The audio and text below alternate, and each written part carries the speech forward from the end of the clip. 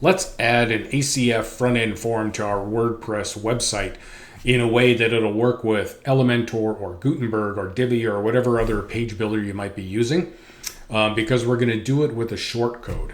So we won't have to buy any, sort of big bulky plugins for this.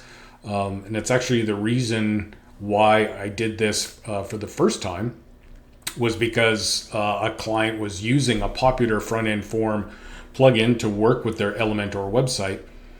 And every time, it seemed like, oftentimes when that plugin would update, something on the website would break. The forms wouldn't work, or maybe there was a white screen, or the styling was broken, or whatever. So it got very frustrating having to go, sort of roll back versions of this plugin and try to get the author to fix it and whatever. So I decided, I'm just going to go ahead and build it out myself. And this video is the guide I wish I had when I did this the first time, because not all of this stuff is super intuitive, or everything we need isn't necessarily captured in the official documentation. So we'll go through that. We'll have full support for custom post types. And this, I'm sure, is something that you can do. If you've installed ACF, if you've created custom fields, field groups, if you've created custom post types and attached the field groups to the post types and done all that, then you probably have the knowledge and the skill you need to do this. There is code involved, and I'm going to give that to you. So there's a companion blog post to go with this video. There's a link down below. Just go click on that and get the code. You don't have to sign up or anything. You can just have it. You'll have to make some changes to that code to make it work for you, for your field groups and your post types and what have you. And I'll walk you through how to do that in this video. You'll need to add this code either to your functions.php file, or we can add it to like a code snippets plugin if you're more comfortable doing it that way. And if you are, then hang on to the end and we'll cover this later. So by the end of this, you'll be able to create ACF front-end forms for your website in Elementor or whatever page builder you're using. And you'll have the confidence you can do it with all your own forms and what have you. So let's get started. All right, we're going to get started here looking at the ACF form function that is provided by Advanced Custom Fields. This is their documentation. The ACF form function is what we're going to use to display the form to add or edit our post. So we'll take a look here. There's within this ACF form function, we can set up an array of various attributes to help us either create a new form or to edit an existing one.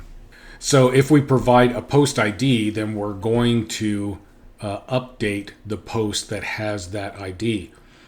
If we set this value to new underscore post, then we can go to the new underscore post attribute and we can add an array here with parameters that we can find here in this WP insert post documentation. So this is the official WordPress documentation. And if we scroll down and look at these parameters, there's all kinds of things that we can set here, like the post author, the date, or what have you. We are going to be using the post status. We're going to just set our post to be published automatically. Obviously, you can change that. And the post type that we're going to use is event in our example case here. So we take a look at this documentation here. If we keep scrolling down, and have a look at all of these to see if there's something you need here. If we go down past the change log and down into examples, here is one where we're going to create a new post using the event post type. This is very much what we're going to be doing on our example here. So we're going to, basically expand on this. But if we keep scrolling down into the notes section here, we see that we have to add the ACF form head function.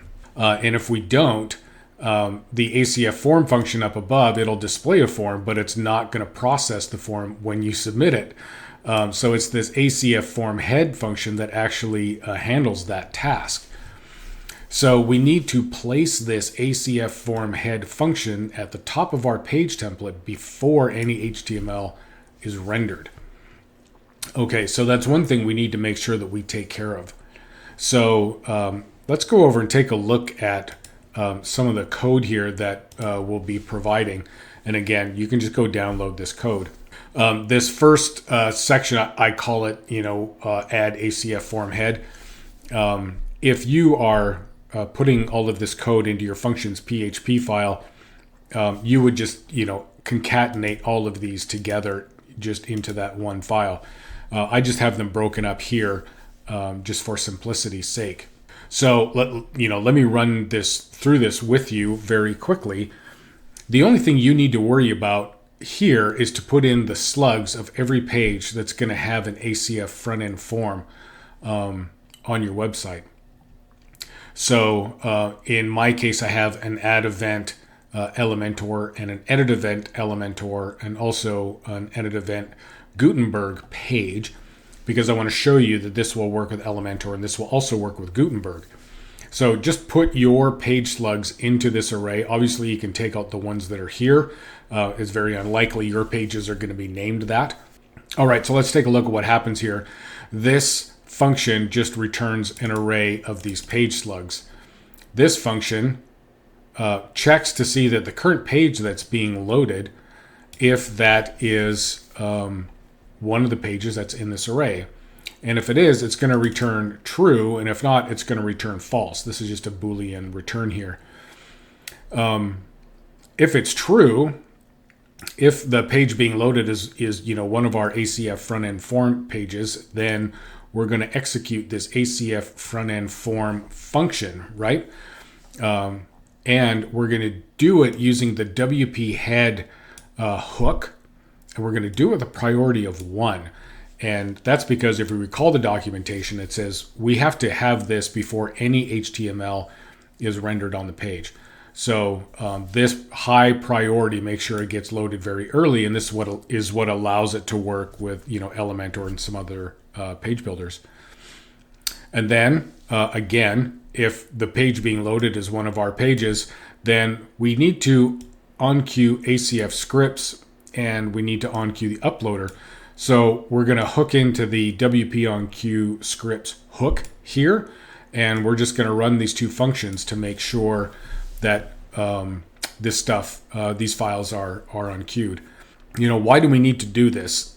This part is not included in any of the documentation.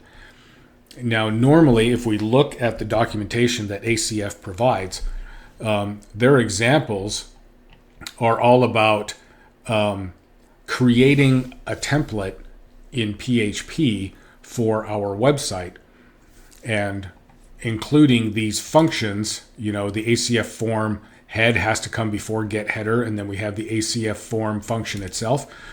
Well, if you're using this method, then when ACF form gets called, this is happening pretty early in the WordPress lifecycle. And so ACF form function actually causes these other scripts and what have you to be loaded because the onQ hooks haven't run yet. Now, because we're putting this inside of a shortcode, when we run the ACF form function, it's happening much later in the life cycle, and it's too late for the ACF form function to onQ those files that we need.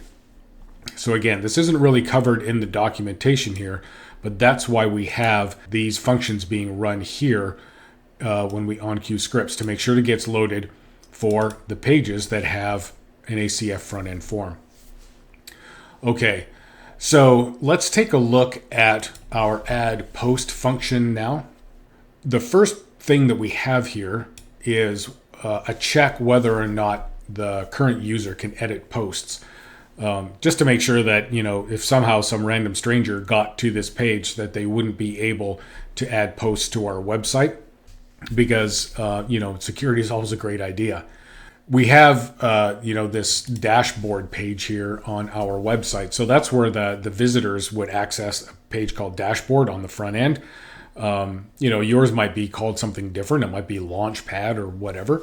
So just change the slug here accordingly. And all we're doing here is we're just assigning the full URL of the dashboard page to this return URL parameter or variable, and this variable is being used here on the return attribute of this array. So what that means is when the visitor clicks the add event button, that they're going to be returned back to this page rather than just stay on that add page that they were already on. Because I think that visitors would expect to be forwarded somewhere after they do their add or do their edit, and not just stay where they are. Okay, one other thing to look at here is we're using a basic uploader. And so this is for uploading images.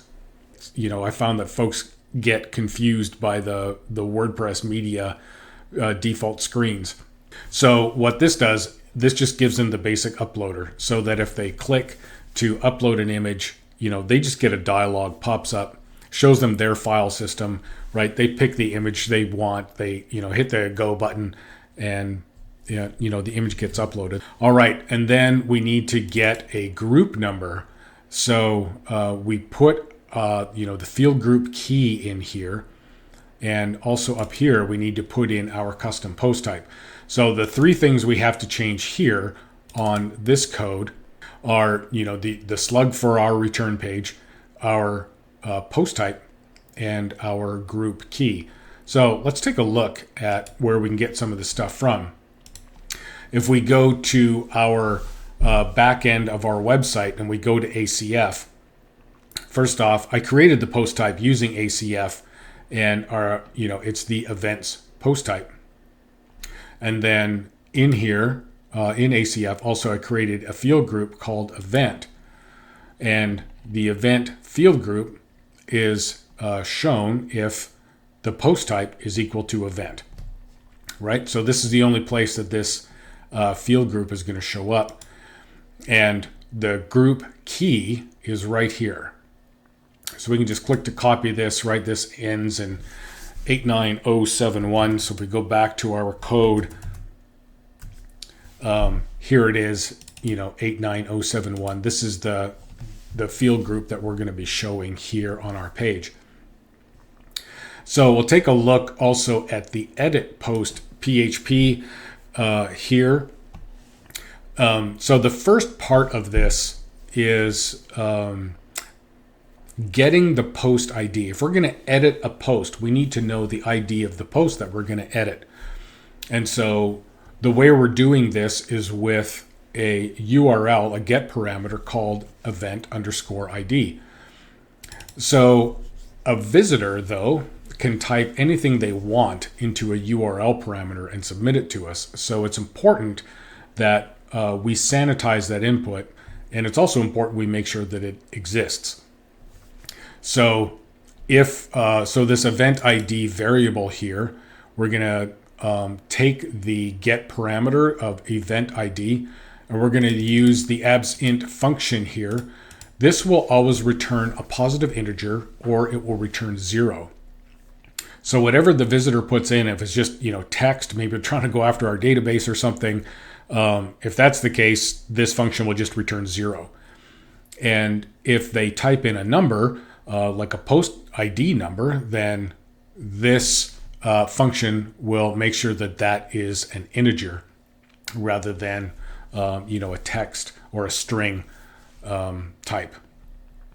So then what happens here is we get the post using this event ID, and if that post really exists, and if that post is an event post type post, then we can go forward.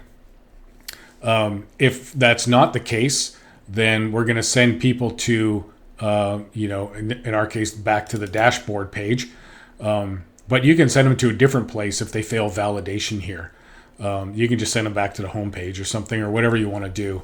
And if we're sending them back to the dashboard page, we're going to say, hey, we're going to give an error message that a valid event was not selected, provide a link back to the dashboard page and say, select an event to edit. If for some reason this slug isn't valid, then they just get a generic error message without the link that says, a valid event wasn't selected. Go find your dashboard and figure it out. And then the same check that we had before, can the current user edit posts, right? Do they have this permission? And then again, the name of our dashboard page. This is where we're going to return people to. So this can be different from up here. We might want to send people to a different place if they fail validation versus the place that we send them to once they submit the form. So again, we're building that return URL parameter. And now we have a post ID, which is this event ID that we set up here. That's different than we had before. Here we had our post ID was new post. And because of that, in this new post attribute, we put an array that has, in our case, the post type of event, and that we're going to set the status to publish. Here we do have an event ID, so we don't need any of this new post array, right? The post type is already set, its status is set, what have you. We're not going to change any of that. Again, we put in our field group here. We have the basic uploader again, and the save button now says save event rather than add event or create event or add event, whatever we used here. So how this works, how both of these work, the magic here is this function here, the output buffer. This is a PHP function. And so what happens is we open an output buffer, we execute the ACF form function with this, all these parameters in this array. And at the end of that, once that's done, we're going to take the contents of this buffer, this output buffer, and we're going to assign it to the HTML variable. Then we're going to close and clean out and empty, basically, the output buffer. So, we're not continuing to hold on to that memory space, right? We'll just free up that memory. And then we're going to return the HTML. So in the place of this shortcode, this add post front end shortcode, in place of that, we're going to return this HTML, which contains our form. Same thing with edit post here, right? We use the output buffer, same thing, we return the HTML at the end. Okay, so let's see how this looks. This has been a lot of time spending in the code here. Let's take a look at how this actually works. So we saw our post type and we saw our field group. We'll take a look at our pages here, and we have an add event and an edit event for Elementor, and then we also have that for Gutenberg. Let's take a look at the add event for Gutenberg page. And as we look at it, this page doesn't look quite right. Underneath here, with the event location, there should be a map here. There should be an ACF map field. If we go over to add event Elementor, we see that. We can scroll down, we can see that we have an ACF map field. So why do we have it in one and not the other? And that goes back to this setup here. I don't have an add event Gutenberg URL page slug in here. And because of that, right, these files, these scripts don't get unqueued, and this form won't save on this page. So make sure that you have, all of your page slugs in this array, or you're going to run into problems. So basically, that's what the deal is here. This add-event-Gutenberg page slug wasn't added to that array. But the one for Elementor, right, this is an Elementor page, that one was.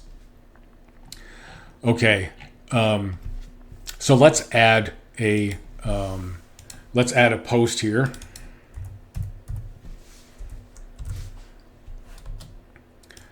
We have to have a headline here. I have a few required fields here. I'll add it into, same thing, into our description here just to save time. I have to choose a start date. And I have to choose an end date the way that this is set up. And then I need to choose a location here. So I'll just choose 1600 Pennsylvania Avenue Northwest in Washington, D.C. There's a white house there.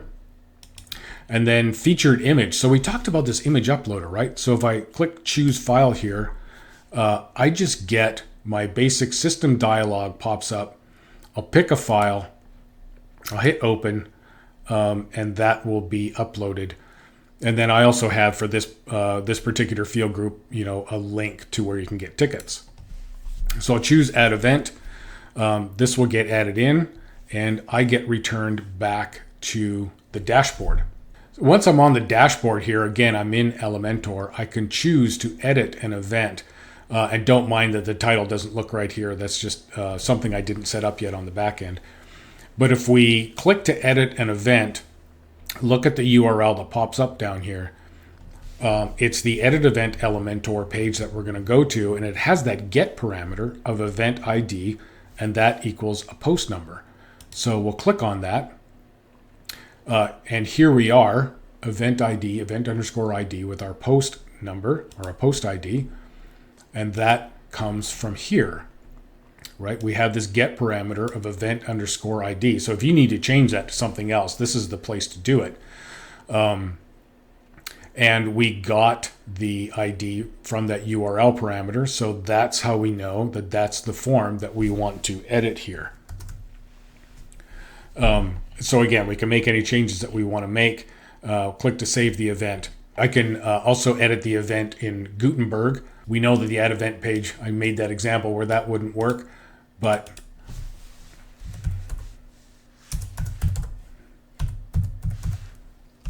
if I go to edit event Gutenberg, the same thing happens. This is no longer an Elementor page, right? We don't see the Elementor links up here. But we get to see the same form and we can do the same updates. So, this works in Gutenberg as well as Elementor. So that basically is how the add and the edit works for us. And all of this code is in our functions PHP file. So I want to show you a different way to do this. If you don't want to edit your functions PHP file, our theme, pardon me, let me find our theme file editor here. We're editing the zones. It's our active theme. Here's the functions PHP file. And here is all that code. It's just all strung together. If we don't want to do that, so we'll go over to this 2025 child theme. We'll make that active. And now if I go to add event Gutenberg, if I reload this page, I don't get the form, right? I just get this add post front end shortcode shows up here. So if we take a look at our plugins here, we have the WP Code Lite plugin installed, and that's where we're going to add our code snippets. So we have this code snippets item in our menu. We'll click code snippets here. Now, if you want to add a new one, just hit the big blue button up here. We're going to add custom code. In our case, it's going to be a PHP snippet. And then you can just copy and paste the code right into here and then save it. Now, I've already added the code to the site here. I added it in three different snippets to correspond to these three different files. So all I need to do is just enable these. And now when I go to my add event Gutenberg page, rather than seeing the shortcode when I reload, I'll see the page form here. Now the form looks different because we're using a different theme, and the form is picking up on the theme styles. And it's not great looking, honestly, here, I don't think, in my opinion. So in that blog post, I've included some CSS that you can use, that you can add to make the form look better. And our edit event Gutenberg with our ID here, if we reload, again, this works. It doesn't look as good, but we still, get the map picker, we get the featured image, we get all of that stuff. So it's still working just fine. So whether you use the code snippets plugin, the WP Code Lite, or whether you put the stuff in your functions PHP, you can see that it's going to work either way. So with this knowledge now, you should be able to add your ACF front-end forms to your website in Gutenberg or Elementor or wherever. I appreciate you hanging out to the end of the video here. And I'd be grateful if you would give the video a thumbs up. It will help other people find it. And if you'd like to be notified when I post more videos along these lines, go ahead and click subscribe, and you'll get a notification what happens. So thank you very much. I appreciate your time. Have a great day.